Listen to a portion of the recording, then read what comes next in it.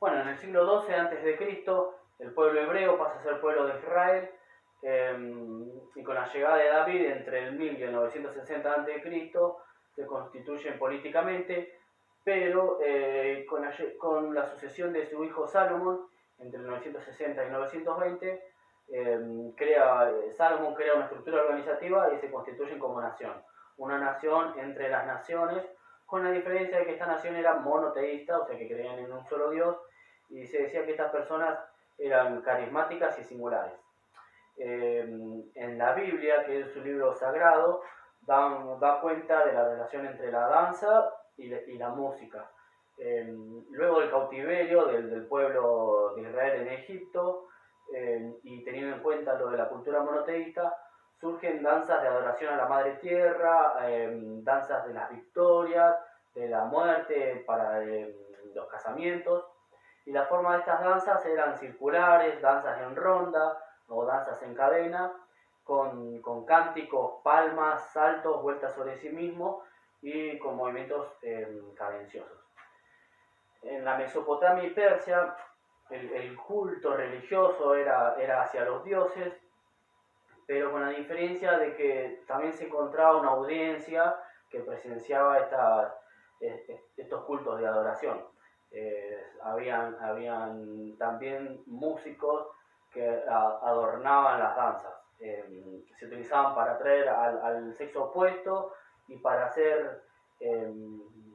para ser incluido dentro de la sociedad, demostrando habilidades en las danzas. Esta danza con el paso del tiempo fue evolucionando, pero siempre mantuvieron ese punto religioso. Las danzas también, como las anteriores, son en ronda, en círculos, también se ha visto en cadena y más casi al final de los tiempos en pareja. Eh, las danzas eran en sentido del reloj, salvo cuando hacían danzas al amanecer, que eran en el sentido contrario.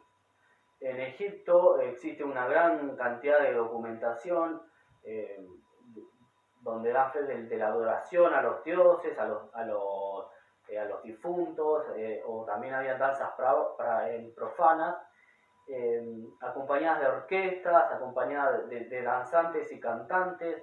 Las orquestas eran acompañadas por el arpa, la flauta.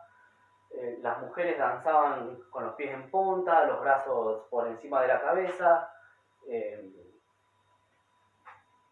en forma oblicua. Eh, y tenían danzas rituales, danzas funerarias, que eran en línea siguiendo a un líder. Las danzas tenían simetría sobre su propio cuerpo, eran simétricas, y las mujeres usaban una falda media transparente que permitía ver toda la silueta de la mujer. Eh, las danzas eran pantomímicas también, usaban máscaras o adornos para, eh, dependiendo a quién era esa persona, a quién era el dios al que adoraban, como puede ser la danza del buey. eh, bueno, estas danzas imitativas que utilizaban máscaras con fines de culto o para la guerra, fueron evolucionando y pasaron de ser de danzas descriptivas a más imitativas, pantomímicas. También en ronda, danzas circulares, en cadena o en parejas, que se veía en el último periodo. Las danzas fueron más bien en el último periodo más profesionales, afinando bien los movimientos, y más que nada para el deleite del público. Se fueron dando cambios en el contacto entre las danzas, con los hombros, los brazos, entre las personas o sin contacto.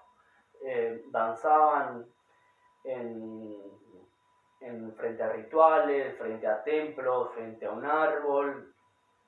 Tenían esos lugares de danza, y sin embargo, aunque danzaban para a quien adoraban, eh, esta persona, el rey o el aristócrata, tenía la particular de que él no danzaba, él observaba las danzas. fue.